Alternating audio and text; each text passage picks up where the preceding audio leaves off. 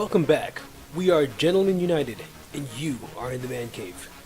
In the show tonight, I'll be talking about this very hot and controversial topic of, has the NBA turned soft? The old heads say yes, including several NBA alumni like Paul Pierce, Shaq, Reggie Miller, Robert Parrish, Robert Horry, and Bill Cartwright, to name a few. Of this group, Paul Pierce, who was drafted in 1998 and retired this year, played in both the bad boy era and the current contact-free version of the NBA. As always, for those watching this broadcast on YouTube, feel free to add your comments, your objections, and your questions in the comment bar. I'm Sean Best, and I'm your host. So, many are saying the NBA has evolved into a game of finesse. Others are saying that the NBA has become soft. Is it true? Has the NBA become a non-contact sport led by prima donna ballerinas, or has it just evolved from its more gladiator roots into a better product? Are the players to blame for this change? Is this a millennials versus Gen X argument? So let's talk about some of the facts. Rule changes, increase in penalties in the NBA. Throughout the 90s, a bunch of rules were added to change the way the game would flow and would play. So they included the concept of flagrant fouls in 1990, penalties for fighting in 1993, the flagrant 5-foul point rule in 1993. So if you had too many flagrant fouls, of course, they would accumulate points. And if you had 5 points, you were actually not allowed to play for a period of time. The hand-checking rule was added in 1994. The use of forearms to defend players facing the basket was added in 1997, penalties for that. Rerouting players off the ball was a penalty included in 1999. And the defensive 3-second violation was added in 2001. And that's, in essence, you can't float around in the key without having an offensive player that you're defending. You can't defend nobody. And there was a 3-second rule for that. Now, is it because of the rule changes which were all created in the bad boy 90s? Or is it how the NBA chose to enforce those rules, since then that leads to claims that the game is soft? All right, so some of the lost arts of the NBA, and this is my opinion, the low post footwork.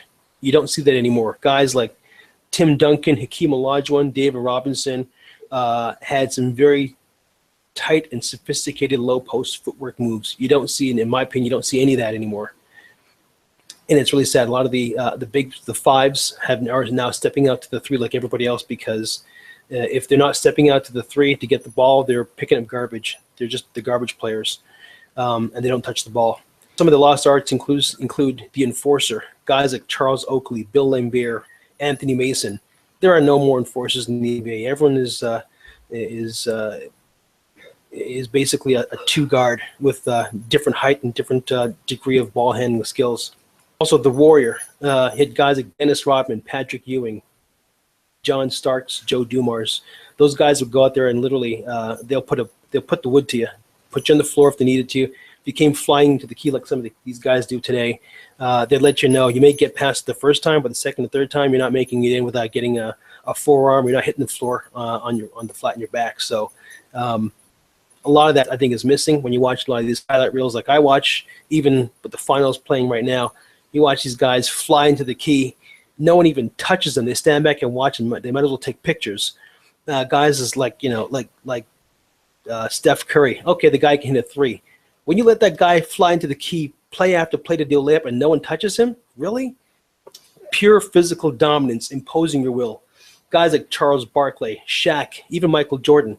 Nobody imposes their will anymore. Maybe I would say I'll give LeBron some props on that one. Maybe Russell Westbrook. But the rest of these guys, you can't touch them. If you even graze them, it's a foul. And pure point guard skills, there's an absolute lack of pure point guard skills. I'm talking about guys like Jason Kidd, John Stockton, Steve Nash. Those guys knew how to move the ball, how to get the rest of the players engaged in the game, spread the defense thin, make scoring easy, and make the game fun to watch. Now everybody gets the ball, pulls up with the three, and hikes it up. It's just absolutely boring to watch. Even the finals are boring to watch. And how about pure creativity? Guys like Magic Johnson, again, Michael Jordan, Jason Williams, Kobe Bryant. Those guys made the game so much fun to watch. Sometimes the camera couldn't follow the ball because they didn't know what was going to. And that makes the highlight reels fun to watch. It makes the game exciting to watch. Now the plays are the same play over and over and over again. Who can make more threes? It's like, please wake me up when the game is over. It's absolute bogus. I was watching the game last night, game 2. And, I can't remember the last time you had a series where every game in the finals, everybody was making over 100 points. That happens in all-star games, and that happens in games where no one plays defense. And that's essentially what's happening. When you watch this game, these guys, they only play one end of the floor. They wait for the rebound to bounce off the rim, and then they drive it up and hit and try to shoot the three. No one plays defense anymore. No one puts a body in anybody. Floor general leadership. Guys, again, like Michael Jordan, Isaiah Thomas, the original Isaiah Thomas, not the one we're talking about now. Allen Iverson, Joe Dumars. These guys didn't just play the game and play with the team. They led the team. When the team was down, things were stacked up against them, the clock was ticking down, those guys led the floor. No one leads the floor anymore. Everyone's friends and buddy and kumbaya and passing the ball around, and it's your turn to touch the ball. That's BS. Basketball, unfortunately, is a sport where someone's got to lead the team. You have to have a quarterback on the floor, and you very rarely ever see that anymore. The quarterback is considered the guy hitting the threes. Now, finally, the GOAT question. Who is it and why? Jordan or LeBron? This has been going on since, I think, LeBron got into the game, drafted right out of high school. Now, everyone has a different opinion about what makes you the GOAT, the greatest of all time. My opinion is this. You can look at the pure statistics. LeBron has, I think he broke Jordan's record for playoff points made. But, I look at the bigger picture. You look at Jordan has 2 three-peats. No one else has 2 three-peats. He's got 6 rings. How many does LeBron have? 2? Maybe 3? Jordan never lost a game in the finals. Never lost it. Once they made it to the finals, they never lost a game in the finals. Played during an era where flagrant fouls required evidence that the defender was not making a legitimate play to block the shot or the layup or the dunk, but they were actually trying to knock you on your back. Now everything's a flagrant foul. If you sneeze at the guy as he blows by you, it's a flagrant foul. It's absolute nonsense. They stop the game constantly to review the play to see, was it a flagrant foul? Believe me, if it's a flagrant foul back in the 90s, you'd know it was a flagrant foul. Everybody saw it. Everybody knew what it was. You didn't have to replay it again. It was clear. But even talking about that comparison on a macro level, when you look at Jordan, when he joined the league back in 1984, Magic Johnson, Larry Bird, those guys were all playing in the NBA at that time, Dr. J. And the league was a $400 million league, and they were actually losing money, and they were afraid they were actually going to go bankrupt. That's how bad the league was suffering back in those days. So when Jordan joined the league, it was a $400 million league, and it was losing money. When he was at the peak of his career, the league was worth $4 billion. It was a $4 billion powerhouse. It was a leader in sports marketing. Other sports leagues were watching the NBA to determine how they grew their market base. So the NHL was watching, the NFL was watching it. And a lot of that was based not just on Jordan merchandise, it was based on bums and seats. Wherever the Bulls went, it was like a rock concert. People would fill the place up. People watched the game of basketball who didn't even understand the game of basketball and didn't particularly like it because Jordan was playing. So he drew in people into the sport like nobody did. And at the end of the day, the league isn't losing money right now, so nobody can recreate that scenario. When you look at it from that perspective, whether LeBron's playing or not, the league's already making billions of dollars. Now, they make a lot more money because he's in the league and because he plays, and wherever he goes, people watch him, but he can't save the league because the league isn't dying. So I count that as a check mark in Jordan's box and a, oh, well, LeBron, sorry, you get to benefit from the end result of his work in his box. But even when you look at other things like the concept of the shoe brand named after the player, before Michael Jordan, sneakers weren't named after anybody. They were called Nikes. Jordan introduced a concept, or with Nike, of a brand of sneaker named after him. Now, for the first few years, he was fined $5,000 for every game he played when he didn't wear a generic brand of sneakers that matched his uniform like all the other team players, because that was the rule of the NBA.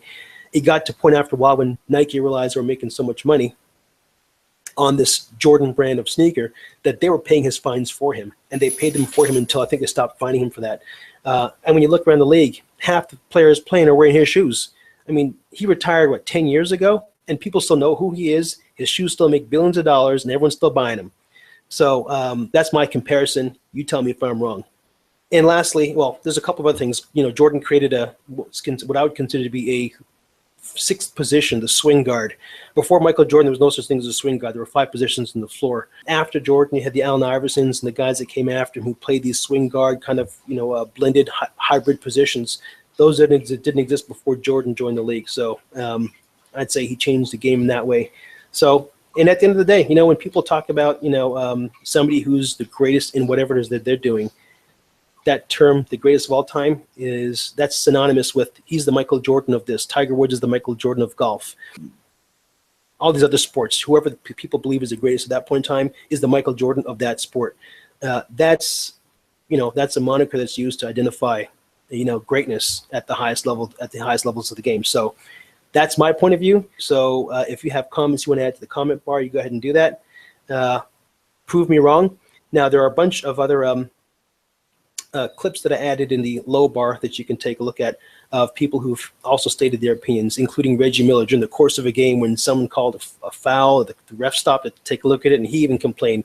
And Reggie Miller was known to be a flopper. That dude flopped like nobody's business, and he called the game soft. Guys like Paul Pierce, there's another link in the low bar. I'll put it up in the top here. And Paul Pierce was in an interview. He just retired this year. And he complained of the game being soft. Now, I'll take his word for it because he played back in the day when physical contact was normal. And now if you look at someone the wrong way, tears start to stream and then they call a flagrant foul. So he's been on the floor, seen both eras, and I'll take his word for it of anybody who can sit there and quote stats to me. That's just my point of view.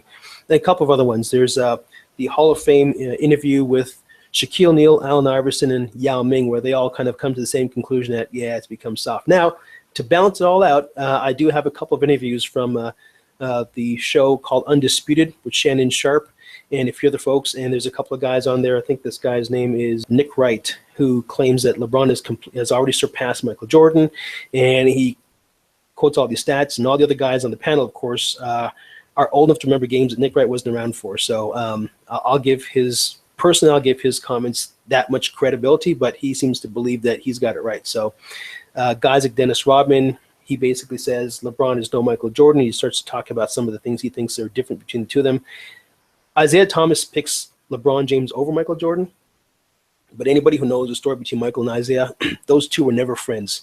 After the Pistons-Bulls battle in the finals a number of years ago when the Bulls actually won, Isaiah was not friends with Michael, never was and never will be. So he would say I was better than Michael Jordan, is because he can't stand Michael. So I'd take his word with a pinch of salt. I'll leave this at that. This is going to be a short show. If you have any comments, questions, or complete disagreements with my point of view, good on you. Let me hear it. Put in the comment bar. If you enjoyed the show and want to see more, join our public Facebook group called the Man Cave by Gentlemen United. All of our shows, tons of additional content and invitations to shows are posted here. You can add the conversation and suggest future discussion topics you'd like us to tackle. Please comment, share, subscribe by clicking the Gentlemen United icon, right here. If you enjoyed the show and want to see more, click here. Thanks again for joining Gentlemen United in the Man Cave. Enjoyed the show? Like, share and subscribe.